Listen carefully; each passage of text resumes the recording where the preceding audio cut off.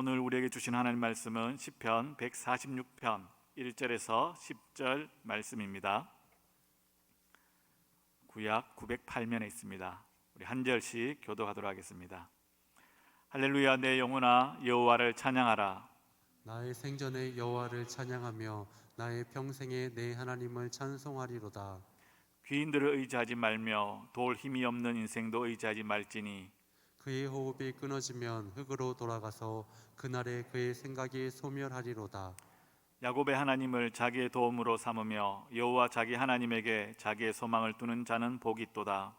여호와는 천지와 바다와 그 중에 만물을 지으시며 영원히 진실함을 지키시며 억눌린 사람들 위에 정의로 심판하시며 줄인 자들에게 먹을 것을 주시는 이시로다.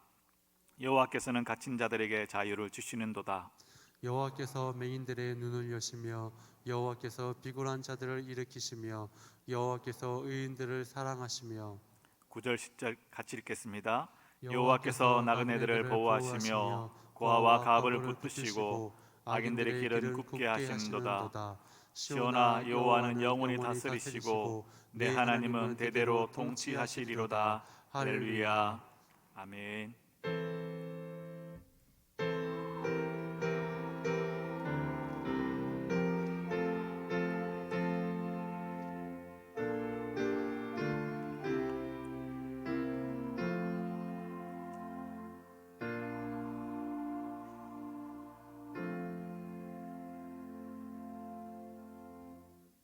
할렐루야.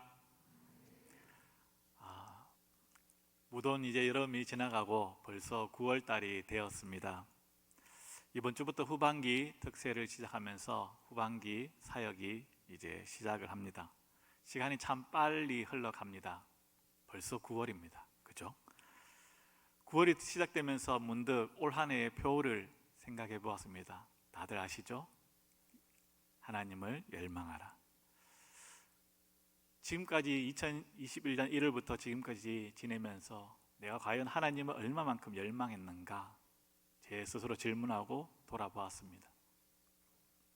부족한 건 또 많이 있었지만 처음에는 정말 하나님을 열망하는 마음으로 열심히 성경도 읽고 경건의 그 시간을 가졌습니다. 그런데 어느새 점차 기나긴 코로나로 인해서 삶이 무감각해지고 무뎌지고 점차 하나님을 열망하는 삶과 멀어져 있는 제 자신을 보게 되었습니다. 마치 이런 모습입니다. 아빠가 자녀에게 맛있는 간식을 사왔을 때 자녀들이 아빠를 좋아하기보다는 와, 간식이다 그러면서 간식을 빼앗아서 방에 들어서 맛있게 먹는 것. 아빠는 쳐다보지도 않고 아빠에게는 관심이 없고 오직 간식에만 관심 있는 어린아이처럼 처음에는 하나님 열망했는데 점차 하나님에게서 멀어지고 하나님께서 우리에게 주신 선물을 누려라고 주신 그 선물, 그 간식에 초점이 맞추어져 있는 저를 보게 되었습니다. 이번 특세를 통해서 오늘 이 예배를 통해서 우리가 다시금 하나님께로 초점이 맞추어지기를 소망합니다. 이 가을에 다시금 하나님을 열망하는 이 마음으로 우리의 가슴이 뛸 수 있기를 소망합니다. 그러면 하나님을 열망하는 그 사람은 어떤 삶을 살았는지 오늘 우리가 시편 146편의 말씀을 통해서 우리가 살펴보려고 합니다. 제가 매년 연초가 되면 읽는 성경이 있습니다. 그것은 바로 오늘 읽었던 시편 146편과 시편 1편의 말씀입니다. 이 시편 1편과 146편은 늘 연초가 되면 마음에 이 말씀을 새깁니다. 그리고 이 말씀대로 살아가려고 한 해의 나름 목표대로 살아가려고 애를 씁니다. 그렇지만 늘 넘어지고 또 쓰러지기도 합니다. 바라기는 저와 오늘 말씀 듣는 우리 성도들이 이 말씀을 다시 마음에 새김으로 인해서 다시 하나님께로 힘을 얻고 이 남은 후반기를 잘 달려갈 수 있기를 소망합니다. 여러분, 한 주간 우리의 입술 가운데에 흥얼거리는 혹시 찬양이 있습니까? 어떤 찬양이 떠오르십니까? 늘 금요 철학 때마다 요즘 이렇게 늘 우리가 부르는 선한 능력으로 이 찬양이 어떤 분들은 또 오를 수도 있고요, 어떤 분들은 다른 또 찬양이 우리가 흥을 그릴 수 있습니다. 어떤 분들은 요즘같이 이렇게 힘들고 답답하고 어려운 시대에 찬양이 잘 안 나옵니다. 목사님 아시잖아요. 지금 너무 힘들어요. 경기도 힘들고 가게 장사도 잘 안 되고 직장 생활도 힘든데 사람들 만나서 좀 이렇게 스트레스를 풀어야 되는데 만날 수도 없으니까 너무 답답합니다. 이런 상황 가운데 솔직하게 찬양이 안 나옵니다. 이렇게 이야기하시는 분들도 있습니다. 물론 충분히 공감이 갑니다. 이리저리 이렇게 상황을 살펴보면 답답하고 길이 없습니다. 거의 총체적인 난국인 것 같습니다. 그럼에도 불구하고 성경은 이런 상황 가운데서도 하나님을 찬양하라 이렇게 이야기를 하고 있습니다. 오늘 우리가 읽었던 1절과 2절을 같이 한번 읽도록 하겠습니다. 시작. 할렐루야, 내 영혼아 여호와를 찬양하라. 나의 생전에 여호와를 찬양하며 나의 평생에 내 하나님을 찬송하리로다. 아멘. 시편 기자는 내 영혼아 여호와를 찬양하라. 나의 생전에 여호와를 찬양하며 나의 평생에 하나님을 찬송하리로다. 하나님을 찬송해라, 하나님을 찬양해라 이렇게 이야기합니다. 근데 1절에 내 영혼아, 자신의 영혼에게 의지적으로 선포하는 것이죠. 나의 생전에 나의 평생에, 이 말은 바로 지속적인 의미를 강조합니다. 하나님을 찬송하는데 한 번 부르고 끝나는 것이 아니라 계속해서 반복적으로 하나님을 찬양하라는 것이죠. 오늘 이 말씀을 보면 하나님을 찬양하는데 언제까지요? 나의 생전에 나의 평생에. 여러분, 우리 인생을 살아가다 보면 어떻습니까? 늘 즐겁고 기쁜 일만 있습니까? 그렇지 않죠.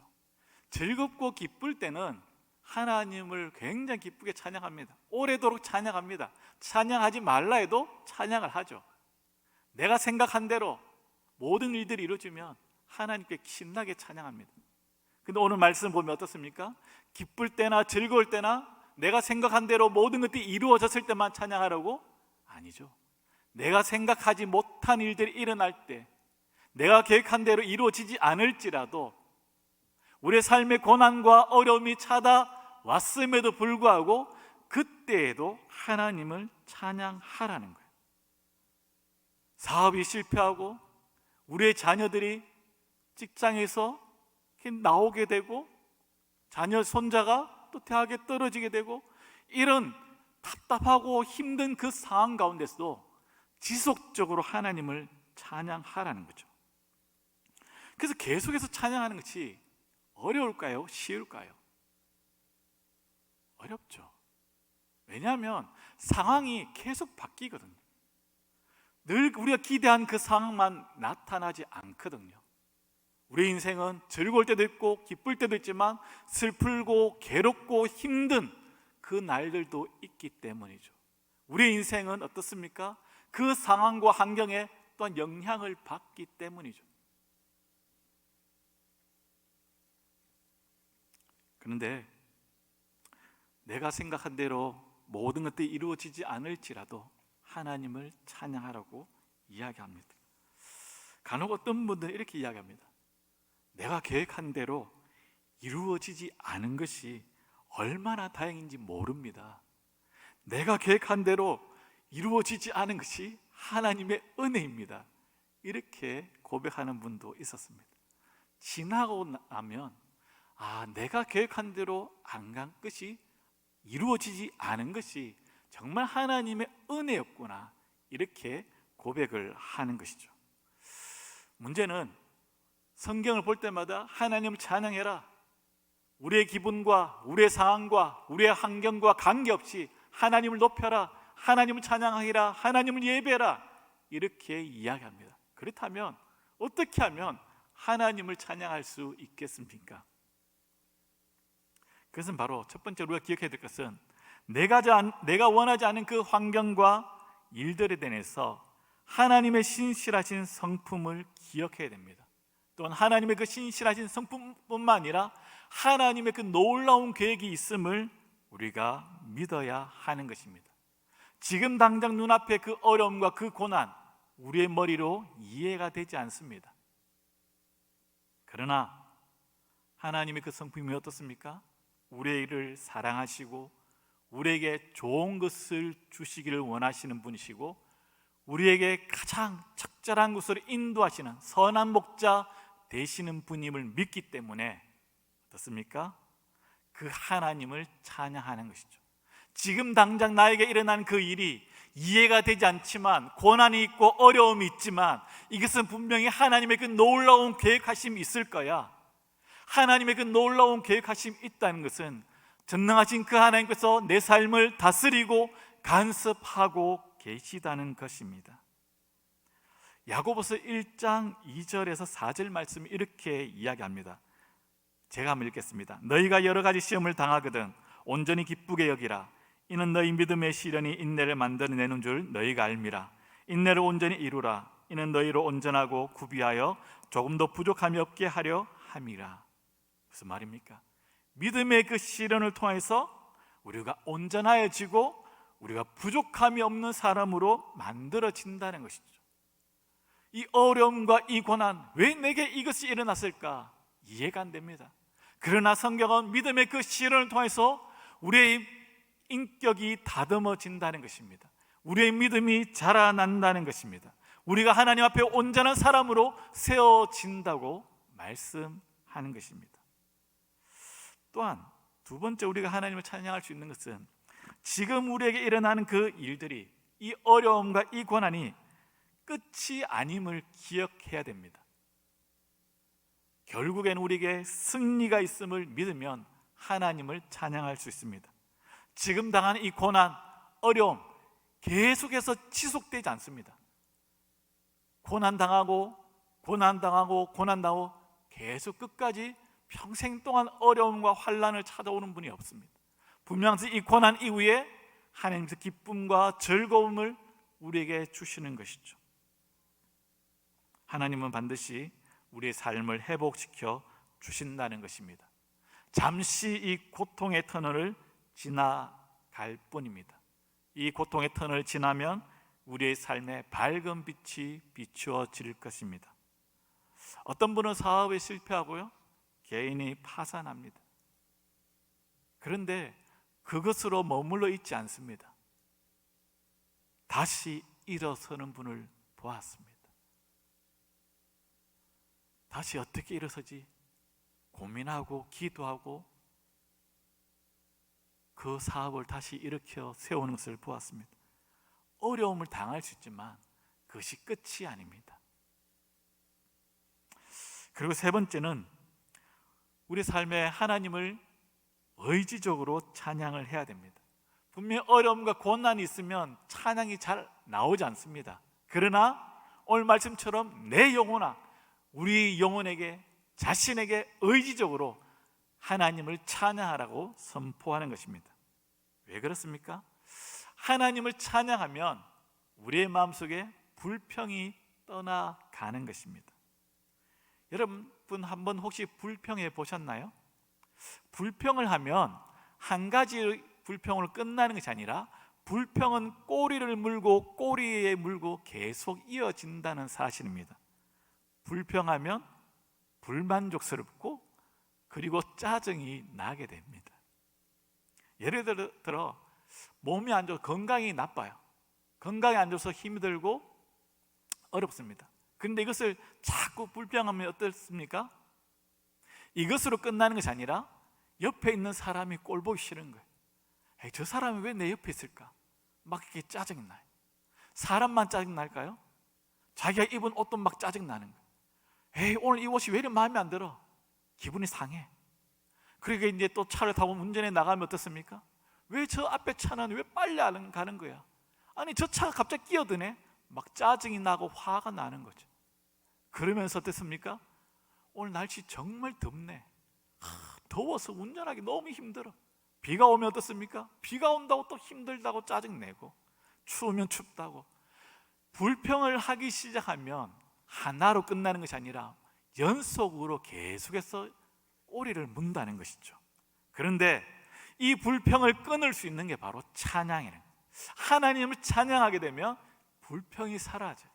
찬양하면 우리 마음속에 감사가 넘칩니다.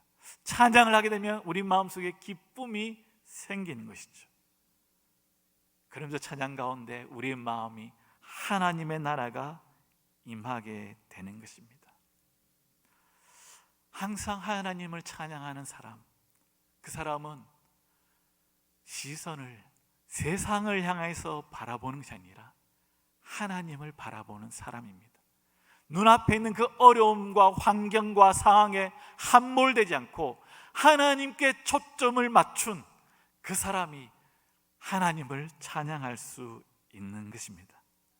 오늘 여기 있는 우리 모든 성도들이 우리의 시선을 하나님께로 향하여 하나님을 날마다 찬양할 수 있기를 주의 이름으로 축원드립니다. 두 번째 시편 기자가 말씀하는 것이 무엇입니까? 3절과 4절을 이렇게 이야기합니다. 3절과 4절도 같이 한번 읽도록 하겠습니다. 시작. 귀인들을 의지하지 말며 호흡이 끊어지면 흙으로 돌아가서 그날에 그의 생각이 소멸하리로다. 하나님을 찬양해라, 그렇게 이야기하면서 시편 기자는 두 번째, 귀인들을 의지하지 마라, 도울 힘이 없는 인생도 의지하지 마라, 그렇게 이야기하는 것입니다. 귀인들이 누구입니까? 왕과 같은 힘 있는 자들입니다. 영향력 있는 사람, 높은 사람, 요즘 말로 하면 대기업 회장님, 그리고 청와대 비서실장, 검찰총장, TV에 나오는 그런 분들이죠. 그런 분들이 바로 귀인들이죠. 성경은 이들을 의지하지 말라는 거예요. 여러분, 우리가 늘 하루를 시작하면서 눈을 뜨면서 우리의 마음속에 사람을 의지하고 싶은 마음이 있는 거예요. 그런데 성경은 귀인들, 힘있는 사람, 높은 사람, 권력 있는 사람, 그들을 의지하지 마라. 도울 힘이 없는 인생은 죽을 수밖에 없는 운명에 놓인 사람들, 연약한 사람들을 이야기하는 것이죠. 그 사람을 의지하지 말라고 이야기합니다. 여러분, 왜 사람들을 의지하지 말라고 이야기할까요? 그 사람들을 의지하면 참 우리가 좀 출세할 것 같고 성공할 것 같고 뭔가 우리 인생이 확 탄탄대로의 삶을 걸어갈 것 같은데 그것은 착각이죠. 사람은 유한하다는 거예요. 무한한 힘을 가지고 있는 것이 아닙니다. 그들의 힘은 제한적이고 한계가 있다는 것입니다. 그것이 바로 4절에 나타나는 거예요. 그의 호흡이 끊어지면 흙으로 돌아가서 그의 생각이 소멸하리로다. 호흡이 끊어지면 모든 것들이 다 물거품 된다는 거예요. 힘 있는 사람이 오늘 당장 걱정하지 마, 내가 도와줄게, 너를 그 자리에 앉혀줄게, 그 사람이 우리의 삶에 도움을 주고 우리를 구원해 줄 것처럼 말하지만 성경은 호흡이 끊어지면 모든 것들이 소멸하게 된다, 그렇게 이야기하는 것입니다. 여러분, 시편 기자 이 말을 하는 것은 바로 사람들이 귀인들을 의지하고 싶은 마음이 많다는 거예요. 그리고 귀인들을 의지하는 사람들이 있다는 거예요. 저도 사역자이지만 사람들을 의지하고 싶은 마음이 있습니다. 그런데 말씀을 보면서 이것을 늘 뿌리치는 것이죠. 여러분, 사람을 의지하는 사람, 그들의 특징은 바로 눈에 보이는 것을 믿는 사람들입니다. 그들은 눈에 보이는 것을 믿고 눈에 보이는 대로 생각하고 판단하는 사람들입니다. 우리는 눈에 보이는 것을 믿고 사는 사람들입니까? 아니면 눈에 보이지 않는 것을 믿고 사는 사람들입니까? 고린도후서 4장 18절은 이렇게 이야기합니다. 우리 같이 한번 읽도록 하겠습니다. 시작. 우리가 주목하는 것은 보이는 것이 아니요 보이지 않는 것이니 보이는 것은 잠깐이요 보이지 않는 것은 영원합니다. 아멘. 우리가 주목하는 것은 보이지 않는 것이, 보이는 것이 아니에요. 눈에 보이는 그것을 붙잡고 그것대로 살아가는 사람들이 아니라는 거예요. 보이지 않는 것을 믿기에, 보이지 않는 것을 바라보기에 사람들을 의지하지 않는 것입니다. 세상은 출세하려면, 성공하려면 줄 잘 서야 돼. 그러나 성경은 그게 아니다. 눈에 보이는 것을 붙잡지 마라. 사람을 의지하지 마라. 그렇게 이야기하고 있습니다. 사랑하는 성도 여러분, 여러분 삶 가운데 혹시 자랑하고 있는 것이 있습니까? 무엇을 자랑합니까? 눈에 보이는 것입니까? 눈에 보이는 힘입니까? 나의 인맥입니까? 눈에 보이는 물질입니까? 나의 재능입니까? 나의 은사입니까? 나의 건강입니까? 이 모든 것들은 자랑할 거리가 안 되고 의지할 대상도 아니라고 성경은 이야기하고 있습니다. 이 모든 것들은 호흡이 끊어지면 다 소멸하게 된다고 말씀하고 있습니다. 그렇다면 이것들을 의지하지 말고, 사람을 의지하지 말고 무엇을 의지하라고 이야기합니까? 시편 기자는 5절입니다. 이렇게 이야기합니다. 한번 다 같이 읽도록 하겠습니다. 야곱의 하나님을 자기의 도움으로 삼으며 여호와 자기 하나님에게 자기의 소망을 두는 자는 복이 있도다. 아멘. 사람을 의지하지 말고 야곱의 하나님을 나의 도움으로 삼아라. 하나님에게 소망을 두는 자가 복이 있다. 이렇게 이야기하는 것입니다. 눈에 보이는 것, 그것을 붙잡지 마라. 그 대신 야곱의 그 하나님을 붙잡고 그 하나님 믿고 그 하나님을 의지하는 삶을 살아가라고 이야기하는 것입니다. 오늘 우리가 이제 6절부터 9절까지는요, 왜 하나님을 의지하고 하나님을 믿어야 되는지 그것을 이야기하고 있습니다. 간략하게 이야기하겠습니다. 6절에 보시면 여호와는 천지와 바다와 그 중에 만물을 지으시며 영원히 진실함을 지키시며, 이렇게 이야기합니다. 왜 하나님을 의지해야 됩니까? 왜 하나님 믿어야 됩니까? 하나님 붙잡아야 됩니까? 그분은 천지와 만물을 말씀으로 지으신 전능하신 하나님이시기 때문이다. 하나님은 창조주 하나님이시다. 그분은 무한한 힘과 능력을 갖고 계시다. 사람과는 비교할 수 없는 유한하신 분이 아니다. 그분은 무한하시다. 모든 것을 할 수 있는 전능하신 분이시다. 말씀으로 말씀을 창조하신 분이기 때문에 그 하나님을 너의 도움으로 삼아라. 그 하나님께 너의 소망을 두라. 그래야면 후회하지 않고 실패하지 않을 것이다. 그렇게 이야기하는 것입니다. 또한 그분은 진실하신 분이라고 이야기합니다. 그분은 변하지 않는 분이라고 이야기합니다. 여러분, 사람들 어떻습니까? 사람은 그때 기분마다 바뀝니다. 기분 좋을 때는 그거 내가 해줄게 이렇다가 기분이 나쁘면 어떻습니까? 안 해주잖아요. 하나님은 진실하시다는 거예요. 한결같이 변함이 없으시다는 거예요. 그분은 사람처럼 상황과 환경에 바뀌지 않는다는 거예요. 그분은 진실하시고 신실하시기 때문에 한번 우리를 책임지시겠다고 말씀하시면 그 말씀을 지키시는 분이십니다. 그러면서 7절은 이렇게 이야기합니다. 억눌린 사람들 위에 정의로 심판하시며 줄인 자들에게 먹을 것을 주시는 이시로다. 여호와께서는 갇힌 자들에게 자유를 주시는도다. 하나님은 억눌린 사람들을 정의로 심판하신다고 이야기합니다. 우리가 당하는 이 땅에서 당하는 고난과 아픔과 억울함, 이 모든 것들을 하나님은 정의로 심판하십니다. 여러분, 사람들은요 정의로 심판하는 경우도 있지만 잘 그렇게 하지 않는 경우도 있습니다. 그래서 한때는 뭐라고 이야기했습니까? 무전, 유죄, 유전, 무죄라고 그런 이야기가 돌았습니다. 힘 있고 돈 있으면 죄를 지어도 죄가 없는 거예요. 저는 이렇게 눈이 굉장히 나쁩니다. 안경을 벗으면 소위 뵈는 게 없습니다.